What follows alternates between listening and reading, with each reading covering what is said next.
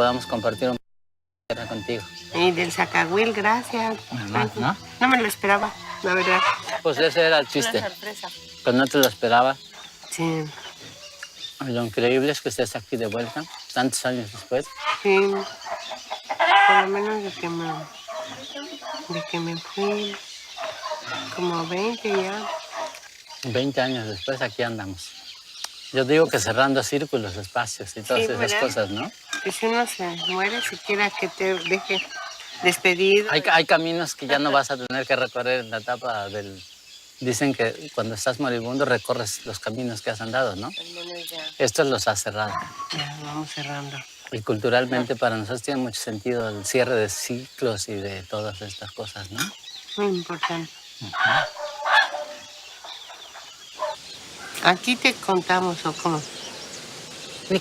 No, aquí se cuenta, sí. Sí.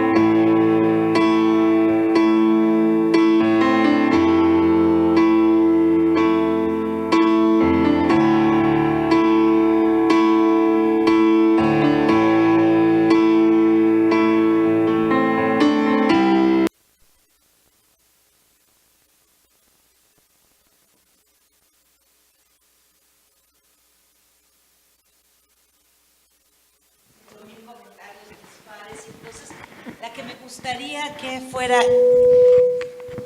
el vínculo hoy es la idea de género y los roles de género. Entonces, por género entendemos como un sistema de creencias que nos indica cómo ser mujeres y cómo ser varones. Entonces, lo que nos tiene que quedar muy claro es que son creencias y las asumimos de tal manera que pensamos que son realidades. De tal forma que si hay alguien que cree que ser mujer es algo distinto de lo que yo creo, pues me siento en conflicto, siento que la otra persona está mal, siento que tiene que cambiar. Y en cambio, cuando comprendemos que son creencias y que si esa persona cree, pues, y yo creo, pues ambos tenemos derecho a disentir. ¿Por qué razón? Porque por un motivo o por otro, su sistema de creencias es estructurado de manera diferente a la mía. Entonces, en el caso de la abogada del pueblo, vemos cómo la cuestión relacionada con el género y los roles de género está muy presente. Lo tenemos en el caso de la madre, que ella piensa que ser madre significa algo, y la hija piensa que ser madre significa algo diferente, ¿no? O en el caso de ella siendo profesora rural, piensa que por ser profesora, pues se queda únicamente en su círculo y de repente ella dice, ¿y por qué? Puedo ser algo diferente. ¿Qué otro tipo de roles de género ven ustedes, identifican ustedes que está desafiando Conchita en esta película? Sí. Sobre todo un liderazgo. Que de alguna manera la mayor parte de las... Gracias, así está bien. La mayor parte de las personas, las damas, tienen un liderazgo enorme. Entonces a ella le creyeron... Condición, por favor. Gracias, es por la condición. Gracias. Gracias, es mi opinión. Bien, entonces en relación con el liderazgo, bueno, ahí tenemos también una posibilidad, ¿no? En el que Nos dimos cuenta que eran puros varones y de pronto se tienen que dar condiciones especiales para que sea una mujer la que emprenda un movimiento diferente. Entonces, sí, la posibilidad de liderazgo en un contexto muy específico. Todo esto luego lo vamos a comparar con qué es lo que ocurre con el texto de Poniatowska, porque vamos a ver en el texto de Poniatowska un proceso muy lento para poder transformarse y para poder aceptar y para poder salir adelante, ¿no? Es un duelo enorme el que ella carga, el doble duelo, el del hijo y el de la pareja. Y en cambio aquí vemos cómo rápidamente Conchita asume una posición. ¿Qué más? Justo mi comentario iba a ser en ese sentido, porque tradicionalmente estamos acostumbrados a que la tierra sea cosa de hombres. Es decir, la posesión de la tierra, que finalmente era la problemática que generó la presencia de los cacicazgos, el hecho de que abusaran y que fueran sacando a los campesinos o a las personas de estos pueblos originarios de sus lugares de origen, en realidad era un problema de tenencia de la tierra. Y entonces, tradicionalmente, insisto, estamos acostumbrados a que estos aspectos estén totalmente masculinizados, de forma tal que uno como mujer difícilmente puede intervenir o participar en ese tipo de decisiones. Y entonces ella es la que empieza a defender la tierra a nombre de ellos, porque también, bueno, pues según la información que nos dan, todo deriva de cómo es que empezaban a monopolizar la tierra y cómo es que ella llega con esta postura, pero además destacando su clara perspectiva de derechos humanos, en donde llama la atención, por ejemplo, que estas personas ni siquiera sabían que eran titulares de ciertos derechos, de que no tenían acceso por lo menos a un conocimiento básico en relación con esos aspectos, y es ella la que enarbola estas causas y es la que propiamente hace suya esa bandera de, bueno, vamos a velar no solo por la tierra, sino además por el respeto de nuestros derechos.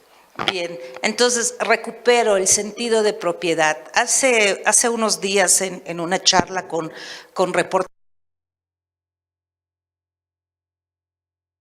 ha comprobado que hay una tendencia de que cuando las mujeres compartimos gastos en la casa, gastos del hogar, por lo general los gastos de la mujer se orientan hacia perecederos, es decir, hacia el sustento cotidiano.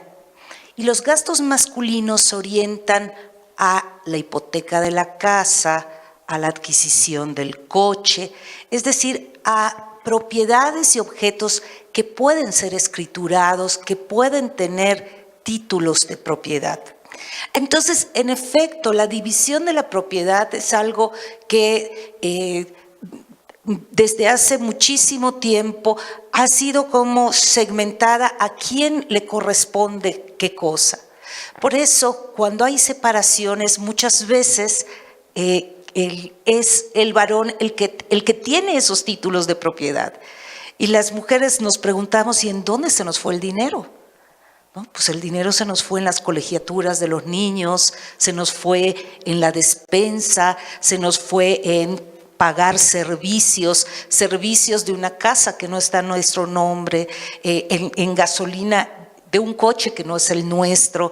Entonces, es también como para reflexionar que Conchita en efecto invade un área, pero que llega a un suelo fértil, porque los varones de la comunidad no han podido resolver el problema. Entonces, junto con el problema de la propiedad, ¿qué otro aspecto vinculado con roles tradicionales son los que también Conchita reta y puede salir adelante? Yo pensé también en esa parte de proteger, o sea, como que el rol siempre es masculino, el de proteger a todos, ¿no? A la familia, pues a la comunidad, a los vecinos, a los hijos, a todo. Entonces ella tomó ese rol que impactó primero en su familia, porque pues aparentemente la desprotegió, y tomó el rol de proteger, pues decía, ¿no? A 20 personas por lo menos de cada comunidad, decía, y después eso creció hasta un nivel de toda una comunidad, ¿no? Que transformó, y me gustó esa parte que decía que una persona puede ser movimiento, o sea, ella se transformó en un movimiento, y pues que su hija, que decía, con esa voz pequeñita, puede ser alguien muy protector y muy fuerte.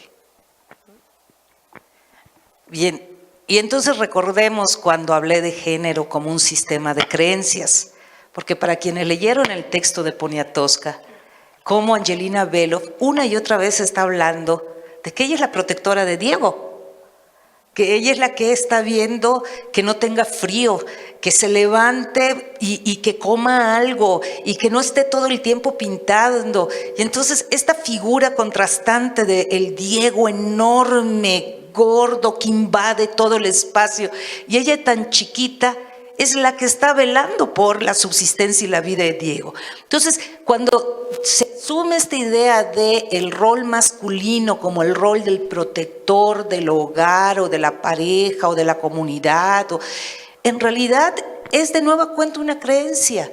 O sea, no estoy diciendo que no ocurra, pero que también es un rol totalmente compartido, que no tiene masculino ni femenino, porque nosotras estamos todo el tiempo pensando en, te tapaste, estás bien abrigado, tienes frío, te sientes mal, ¿qué te doy? ¿Qué te preparo?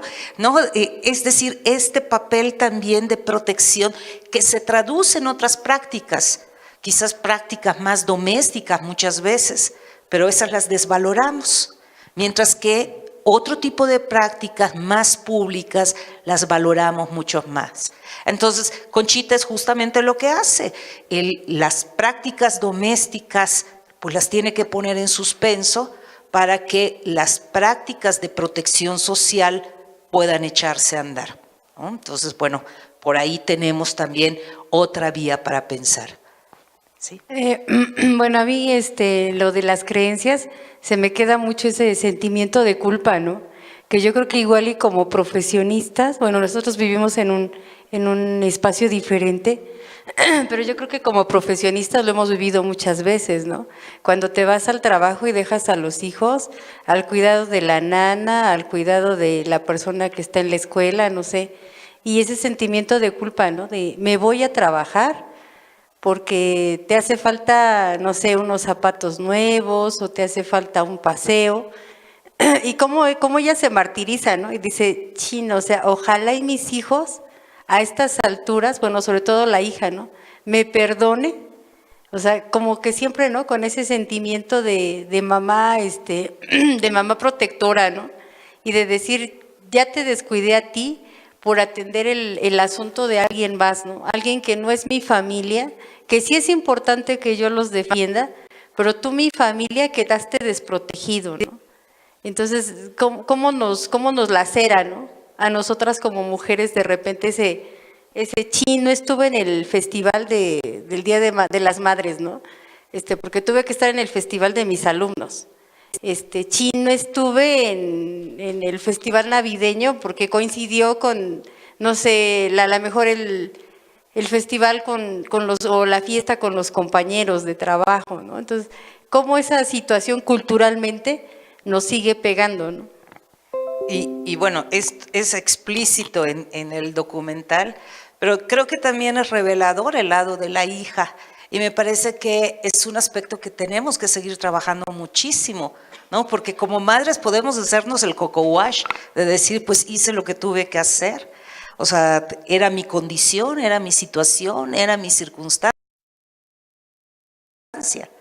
Pero la necesidad también de la reconciliación de las hijas, ¿no? De que las hijas entiendan que fue la circunstancia, que fue el momento, que fue el contexto, y eso no tiene nada que ver con afectos, ¿no? Sino que tiene que ver con momentos en donde no es una cuestión de elección, no es mi trabajo tú, ¿no? Sino es mi trabajo y tú, el pueblo y tú.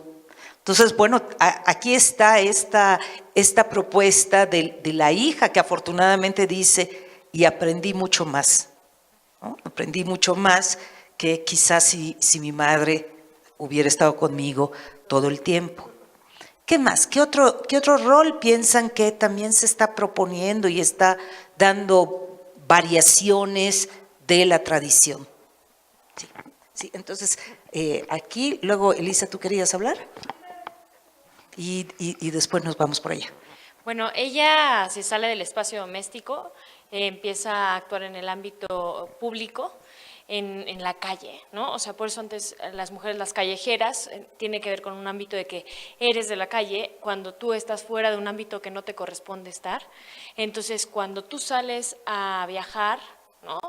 Que es algo muy nuevo ahora, que podemos viajar y podemos pues hacer cosas que antes no se nos permitía. Después de las 6 de la tarde, pues ya si te violaban o te mataban, pues ya era tu responsabilidad. Y ella se expone a todo esto y su hija tiene miedo de que se exponga a los peligros de la calle, de viajar y de recolectar la información. Y añadiendo un poco lo que están comentando en el sentido de, es mucho más valorado el ser proveedor que la parte de mantenimiento. Actualmente en el tema de los roles de proveedor y mantenimiento, en la parte de cuando el hombre que da el coche o la mujer que mantiene el coche, pero ¿qué pasaría si no se mantuviera el coche? O sea, una casa que no se mantiene en una semana quedaría completamente y absolutamente destrozada, ¿no? Entonces siempre se ha valorado más el rol de proveedor que el de mantenimiento. Pero la segunda ley de la termodinámica que dice que si no mantenemos vamos a tender a la destrucción, y es una cuestión que casi no valoramos, y que el mantenimiento de las tierras, el mantenimiento de la casa, el mantenimiento de las personas, de nuestros cuerpos, simplemente eso no está valorado. Bien, muchas gracias. Y esto me da pie también para que pensemos en de qué manera en el texto de Poniatowska, durante toda esta etapa de duelo y de inseguridad en sí misma, ¿en dónde se encuentra Angelina Belov? ¿En qué espacios? Traten de recordar. En su buhardillita. O sea, llega un momento en que dice, no quiero ni siquiera salir de aquí, no quiero que nadie me vea, no quiero saludar a nadie. O sea, es de nueva cuenta no solamente el ensimismamiento personal, sino en el manejo de los espacios. O sea, no, es la descripción de la depresión total, de no querer ni siquiera salir, porque salir significa hablar de Diego, que le pregunten de Diego, ¿con qué cara va a decir que no tiene ni idea de qué ha sido de él?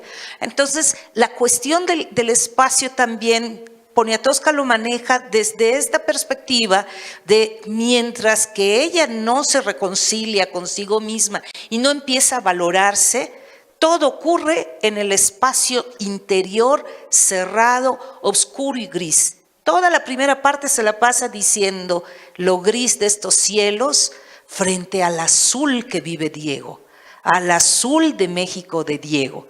Entonces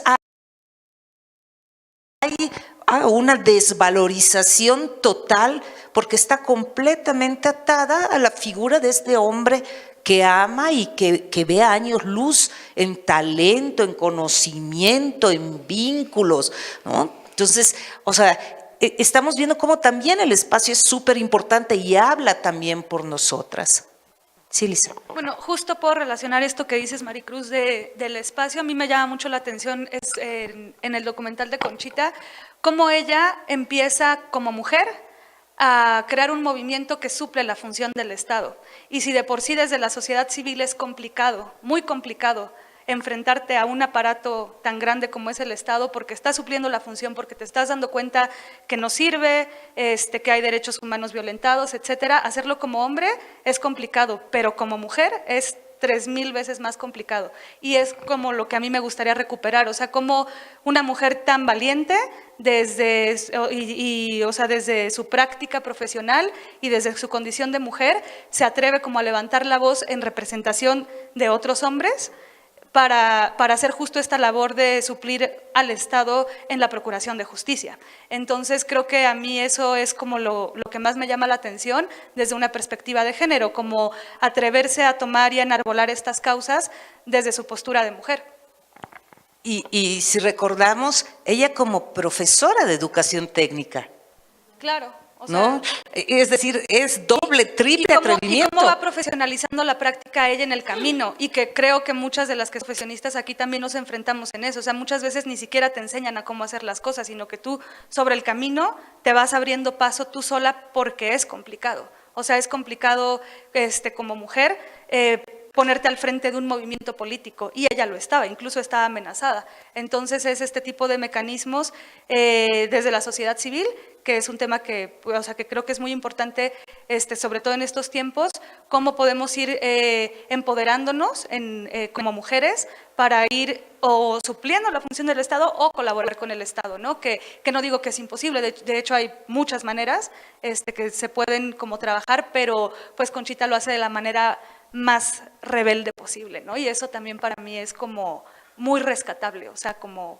se aplaude esa postura. Y luego regresaremos con algo que esbozamos la sesión anterior, que es la importancia de las alianzas, ¿no? Aquí nada más se esbozan, pero es bien importante las alianzas. Y pensemos también en Angelina Belov, en qué peso tuvieron las alianzas y cómo en toda esta primera parte de la novela está totalmente sola. Y mientras está totalmente sola, no parece que va a haber ningún tipo de salida para ella. Se sigue flagelando, se sigue sintiendo incapaz, muy mala pintora, que nunca va a ser siempre la promesa y no va a dar la talla, ¿no? Entonces, la importancia de las alianzas, regresaremos después sobre eso. Sí. Bueno, yo me atrevería a contrastar la vida de estas dos mujeres en cuanto a cuál fue su sentido de vida. La primera, Angelina, fue en torno al amor a Diego, que hace toda su vida en medio de eso, no se atreve a salir por sí misma y vive sojuzgada y vive minusvaluada. Y acaba siendo no reconocida por nadie en su guardilla, como decías. Y en cambio, Conchita, que se atrevieron las dos a dejar a sus hijos, porque Angelina lo encargaba con una pareja rusa. Y bueno, el niño enfermo acabó muriendo y ella pues lo vive, pero en torno al amor de Diego, ¿no? Entonces eso es lo que era importante para ella. Sin embargo, a Conchita es el sentido de servicio, de dar, de ampliar, de irradiar toda esa vida, todo eso que le sobraba a ella, ¿no? Y dejó a sus hijos y finalmente los hijos reconocieron su labor y reconocieron que los había dejado y por algo muy importante, ¿no? Que eso finalmente trascendió también en la vida de ella y todo. Entonces, esa equiparación de ambas, de la vida de ambas, se me hace muy importante como el buscar el sentido de la vida de las dos, ¿no? Muchas gracias. Regresaremos también con la cuestión esta de Angelina Belov como pareja de un gran artista. Porque vamos a ver que hay en estos momentos, por lo menos la última década, hay un movimiento muy fuerte para que desde la historia literaria, desde la sociología, nos preguntemos quiénes eran estas mujeres que estaban a un lado de estos grandes hombres. La mayoría de las veces eran quienes les escribían las cosas, o lo que ella dice, la que le limpiaba los pinceles, la que iba por las telas, es decir, la labor de mantenimiento en donde la gran obra no hubiera sido posible. Entonces, esta idea de detrás de un gran hombre hay una gran mujer, no, detrás no, a un lado, y muchas veces adelante. Entonces, ¿no? recuperar también la idea de la pareja, la idea del compañerismo, y recuperaríamos también la idea de la contextualización. Estamos hablando de casi 7 décadas, 8 décadas de diferencia, en donde sí vemos ya un gran paso, un gran cambio entre esta vinculación destructiva de la pareja y de la falta de reconocimiento a la labor de la mujer como creadora. Hablaremos después en qué hace Angelina Beloff en México, en comparación con las posibilidades de Conchita. Pero no quiero tampoco minusvalorar la situación de Conchita, porque estamos hablando de pues, épocas muy peligrosas en México, épocas en donde la guerrilla, la sierra, la idea de el Estado también como un enemigo posible, ¿no? Lo dice el secretario de Gobierno, da mi nombre. Entonces, también hay que pensar que principios del siglo XX sigue ocurriendo en esta época. Es decir, hay muchas rémoras, hay muchas problemáticas que tampoco hemos podido sacar adelante. Entonces, por aquí y luego allá, luego acá. Sí. Bueno, a mí me llama mucho la atención que ella dice que empezó esto como un llamado y llega ella y dice, no tengo idea qué voy a hacer aquí, pero algo tengo que hacer. Entonces, me llama mucho la atención cuando dice documentar, vamos a empezar a documentar. Quizás ella como maestra, con un poquito más de educación, pues es lo que se le ocurre. Y entonces aquí vemos el poder de la palabra escrita. Y me recuerda mucho a la periodista Lidia Cacho, porque así empieza. Justamente a documentar los casos que le llegan como periodista de abusos sexuales contra niños y termina descubriendo una terrible red de pederastas allá por Chetumal, que bueno, toda una historia esta mujer, pero la importancia, ¿no? Cuando una mujer descubre que algo grave está pasando y que no se queda callada, ¿no? Como esta conciencia de decir, yo tengo que hacer algo. Y entonces empieza a organizar Conchita un gran movimiento y termina siendo un gran servicio a la comunidad, y yo creo que ese servicio, a final de cuentas, pues ya no tiene género.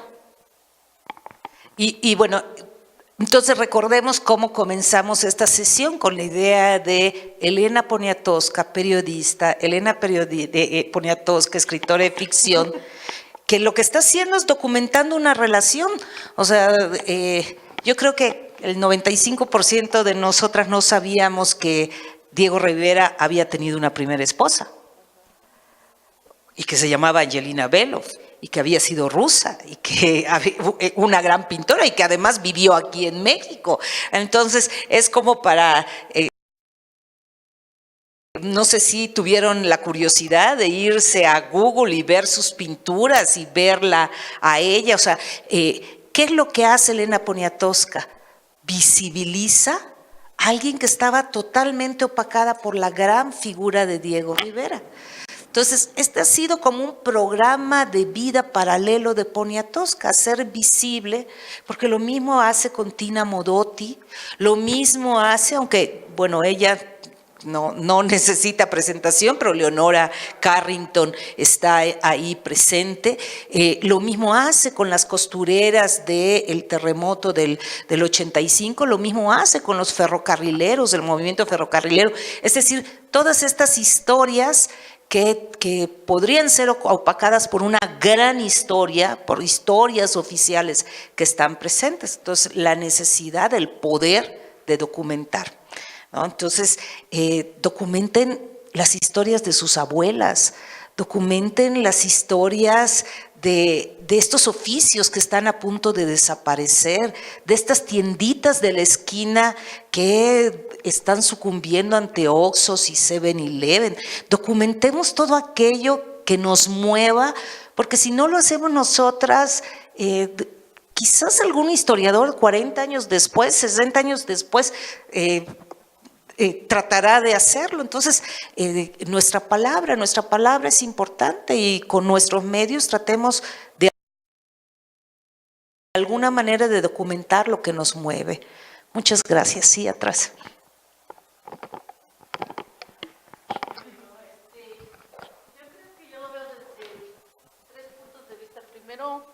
Primero, pues lo que nos dice Kiela, ver desde esa perspectiva, después como el personaje principal del documental, pero al mismo tiempo ver desde fuera, desde una mujer cualquiera del pueblo.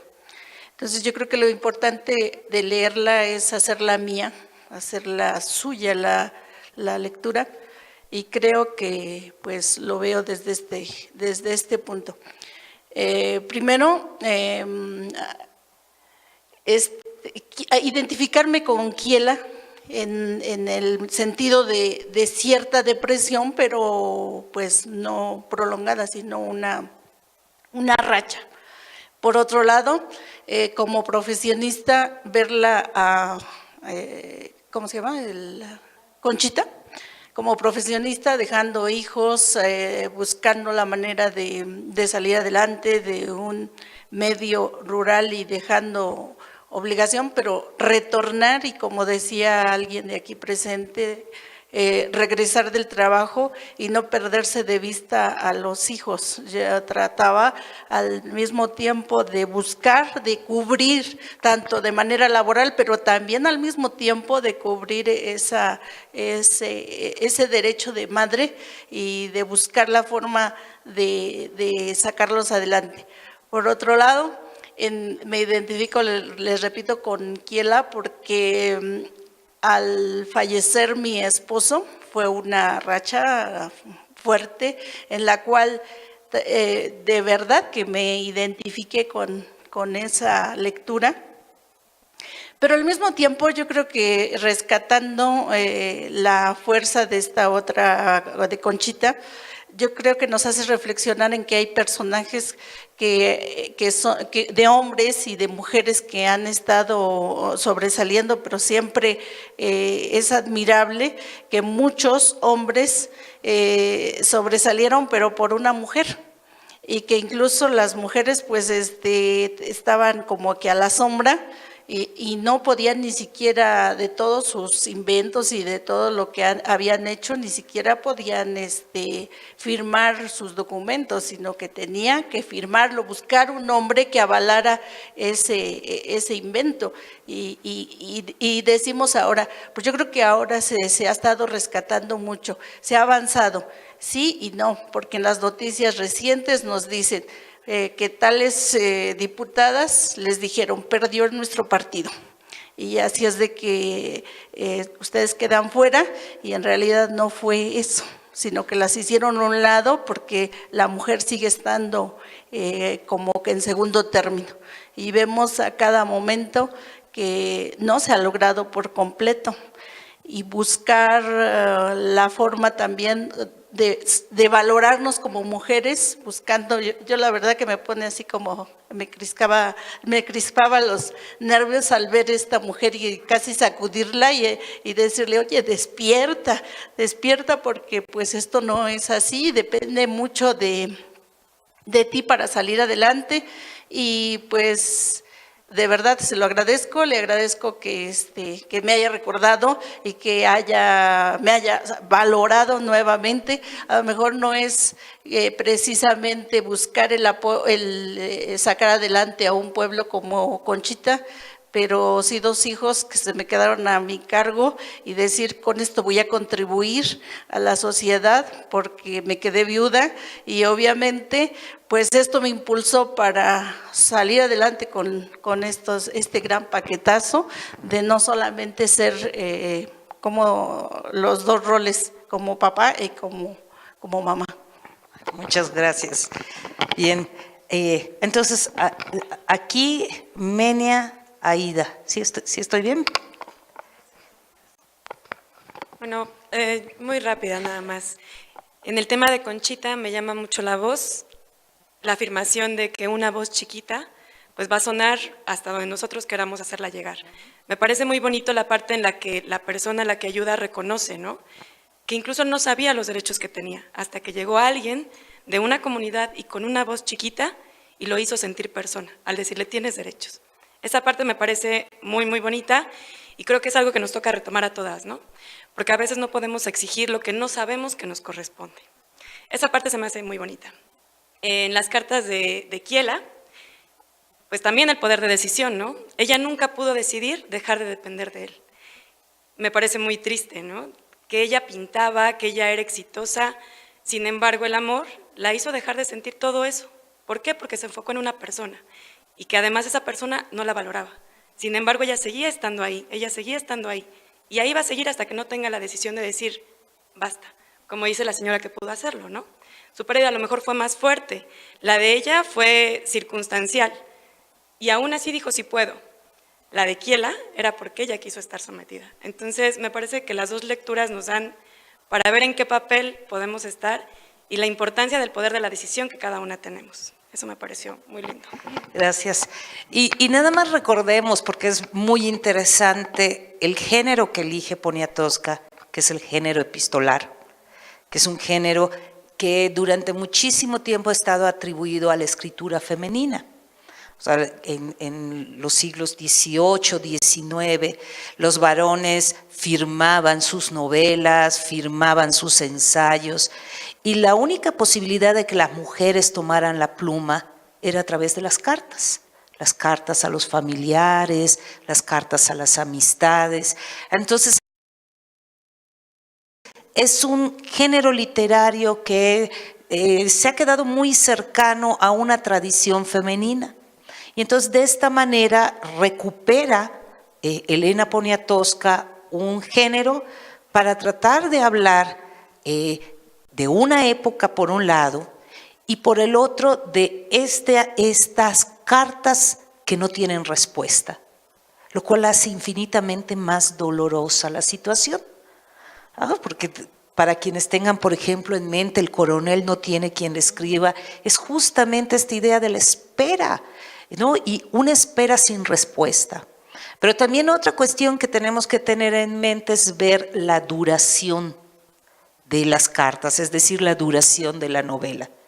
Y entonces, y por qué Elena decide que nada más sea durante esos meses, es decir, menos de un año, de tal forma que pueda retratar el momento de dolor más intenso y de dependencia de esta idea de un amor totalmente destructivo, ¿no? Autodestructivo. Pero después, y como les dije, si tuvieron la curiosidad de ver Wikipedia, pues vemos que Angelina, ¿no? logró salir adelante en muchos sentidos. Muchas gracias, Ximena. ¿Sabes qué veo a favor de Conchita para poder integrarse? Que los maestros rurales siempre han sido admirados y respetados en las poblaciones. Posiblemente les cayó mal que fuese una mujer a los caciques, pero todo el pueblo la iba a apoyar porque era la maestra, era la que sabía. Entonces hay un compromiso que ella viene adquirido desde que estaba estudiando. Ella no podía fallar ese compromiso. Claro que tenía otro compromiso con sus hijos, pero tampoco los abandonó, estaban cuidados. Eso es algo que yo creo muy importante aquí. Y hay muchas investigaciones ahora sobre las maestras rurales y hay maestros que están trabajando en eso y casi todos hablan de eso, del respeto tan grande que les tienen y por eso han podido también ayudar. ¿Sí? Gracias, Menia, por recordarme esto. Regreso entonces a la idea 1 de las alianzas. Entonces, el papel como profesora rural que le permite hacer alianza con personas clave en el pueblo. ¿Quién más? ¿Quiénes más están en el movimiento? ¿Recuerdan? La radio, es decir, los medios de comunicación. En realidad las radios comunitarias no solamente son una gran plataforma, sino un dispositivo de movilización, donde no llega la prensa, donde llega la radio, ¿no? En las comunidades rurales. ¿Qué más? Que ese también es un papel muy importante. El que está detenido, ¿no? que era también profesor, la Iglesia Católica. Entonces, y esto es bien importante, no es no es Onésimo Cepeda, son los jesuitas, ¿no? Entonces, también un sector de la Iglesia Católica, pero sustituyámoslo por cualquier otra institución comunitaria que se comprometa con los demás. Y en este caso, bueno, los jesuitas que de una manera legendaria han apoyado causas sociales. Entonces, esto también fortalece a Conchita. Entonces, no es una mujer solita. Entonces, creo que hay que recuperar también este elemento. Uno, la recuperación de la tradición del profesorado rural. El papel que pueden desempeñar las iglesias o los centros comunitarios para las causas sociales. La vinculación con un medio de comunicación, que en este caso es más que un medio de comunicación, porque es una radio rural que también tiene un pronunciamiento político. La vinculación con personas claves en el pueblo. Entonces, esta idea de alianza y de asociación, ¿qué es lo que ocurre en el caso de Angelina Beloff? Está sola, ¿no? Y está sola con el recuerdo terrible del niño fallecido de meningitis. Y anteriormente con la posibilidad de que se le hubiera muerto de pulmonía, de frío y de hambre. Y luego ella, de decir, no te lo quería decir, pero pues a mí me dio pulmonía, ¿no? Y tener que ir al centro ruso para tener 4 huevos y por lo tanto tener 4 días que comer. Entonces, esta falta de vinculación y de comunidad, ¿cómo nos afecta? Entonces, la idea de hacer comunidad, la idea de hacer alianza, estamos viendo, ¿no?, qué relevancia tiene en cualquier tipo de movimiento personal o a nivel social. Gracias. Sí, Aida.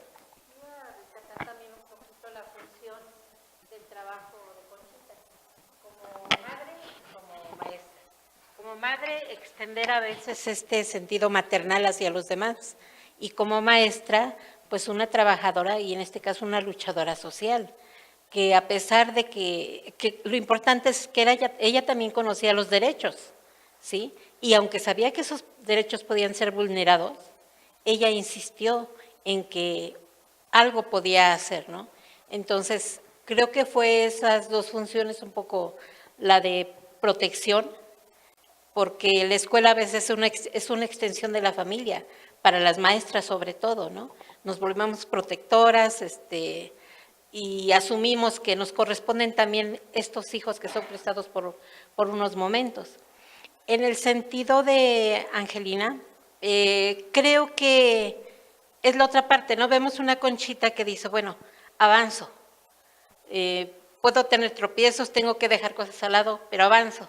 Y en el caso de Angelina, creo que es la parte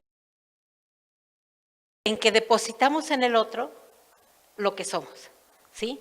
Porque al principio, si nosotros nos damos cuenta, su padre la llegó a admirar, el maestro la llegó a admirar, ¿no? Y de repente Diego invade todo, roba toda su figura, roba hasta su nacionalidad, ¿no? Porque ella dice que quiere se quiere mexicanizar. Entonces creo que esa es la otra parte, cuando depositamos en el otro y en lugar de caminar a un lado, estamos atrás. Y bueno, vamos cerrando porque el tiempo, miren qué rápido se nos fue. Ya andamos en las 8. Entonces, te doy la palabra y cerramos contigo. Bueno, un elemento que me parece interesante, bueno, más en la novela se ve que en el documental, fue el uso del color, ¿no? Lo mencionaste tú al principio, Maricruz, ¿no? Ella está ahí guardada en un lugar gris, opaco, ¿no? Y me permito leer como de las últimas páginas del libro. Sigo siendo tu pájaro azul, sigo siendo simplemente azul como solías llamarme. Y bueno, si nos remontamos un poco como al significado de los colores y el uso, el azul hoy en día es un color muy vinculado al género masculino, pero si hacemos un verdadero estudio, el azul representaba a estas princesas de otras épocas y el rosa era el que utilizaban los varones, ¿no? Como con el paso del tiempo, estos colores se intercambiaron de acuerdo al género, ¿no? Un poco no sé si sea como muy forzado, pero la repetición del color azul ya al final, ¿no? Donde ella entonces es azul como Diego, cuando al principio se le menciona este ser enaltecido, grande, maravilloso, el gran pintor, azul, ¿no? Y entonces ella llega a ser ese mismo color, igual que él. Entonces se equipara con la importancia que tiene Diego.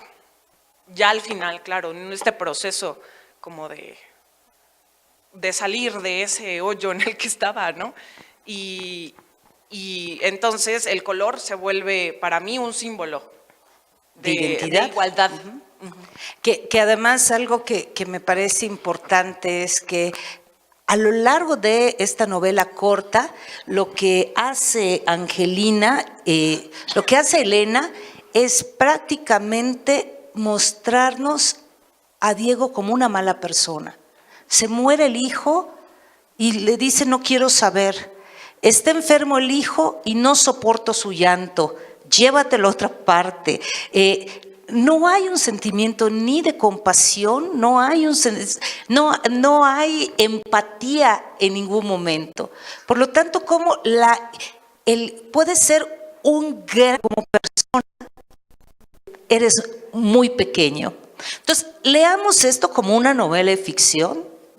No sabemos si Diego Rivera en la vida real era así, pero lo que nos está dando en esta pareja ficticia es justamente la idea de revalorar lo pequeño y de poner en signo de interrogación lo grande, lo que ocupa todo el espacio. Entonces el decir, soy tu pájaro azul, ese azul de México, ese azul de Diego, Diego como la idea del color, es como reiterar, yo sigo siendo una cosa tuya, ¿no? Sí, terminamos. Ay, buenas noches. Bueno, pues yo en el documental de Conchita al verla, o sea, a mí me impactó mucho porque en la cuestión espiritual, porque yo soy catequista, entonces digo, o sea, Dios la puso en ese camino para ir a abrirles los ojos a estas personas de estas comunidades y restablecer el orden y la paz, porque no tienen que pasar sobre ellos y matarlos y quitarles sus tierras. O sea, les fue a quitar una venda de los ojos y les fue a decir, tienen derechos. Entonces, o sea, Dios te pone a veces en esa situación. Imagínate, dejar a tu esposo, a lo mejor a tus hijos, para restablecer una cosa. O sea, es una misión que Dios te está dando. Y pues qué bonito, a mí me impactó mucho más por el lado espiritual. Eso es todo. Bien, pues muchísimas gracias. O sea, como siempre, qué bueno que se quedan muchas ideas y muchos comentarios. Eso quiere decir que los textos fueron muy sugerentes. Para diciembre tendremos a Delfina Cariaga con nosotros, leeremos el texto de Delfina Cariaga. Estamos tratando de conseguir ejemplares para que todos los tengan. Entonces, bueno, Claudia, que es nuestra gran organizadora, se pondrá en contacto con ustedes, ya sea para ver en dónde se puede conseguir o como esta vez maravillosamente envió PDFs y quizás enviar el PDF de 2, 3 cuentos y aquí les damos el ejemplar para que se los firme Delfina, o sea, ver de qué manera podemos vincularnos. Entonces, muchísimas gracias, Ana, por estar. Muchas gracias, Elisa, al Centro Cultural Toluca. Y les recordamos, segundo martes de cada mes, y entonces tendremos el segundo martes de diciembre el texto, uno de los libros de Delfina Cariaga. Sí. Bueno, nuevamente agradecer a Maricruz, a Claudia, reiterarles la invitación para la función del 25 de noviembre, donde Maricruz nos va a hacer favor de comentar, es en la Cineteca a las 3:15 de la tarde, en el marco del Día Internacional de la Eliminación de la Violencia contra la Mujer. Y vamos a tener también a Lucía Ezeta en la Cineteca ese día, que es una gran artista y cantante de ópera que nos va a hacer favor de interpretar una canción. Entonces, pues es un programa súper completo. Proyección, Lucía, que es hija aquí, y querida amiga mía, Y bueno, y con los comentarios de Maricruz, es un día bien importante para las mujeres, entonces de verdad que espero que estén ahí y pues muchas gracias a las personas que han seguido el programa de Ambulante. La Cineteca está enfrente del TEC de Monterrey, en el Centro Cultural. Ahí es gratis, 25 de noviembre, domingo, 3:15 de la tarde, sin más. Entrada libre. Sí, todas las mujeres que conozcan y pues va a estar bonito porque pues va a ser totalmente de mujeres, ¿no? Va a estar la proyección, va a estar Maricruz, va a estar Lucía con una voz espectacular.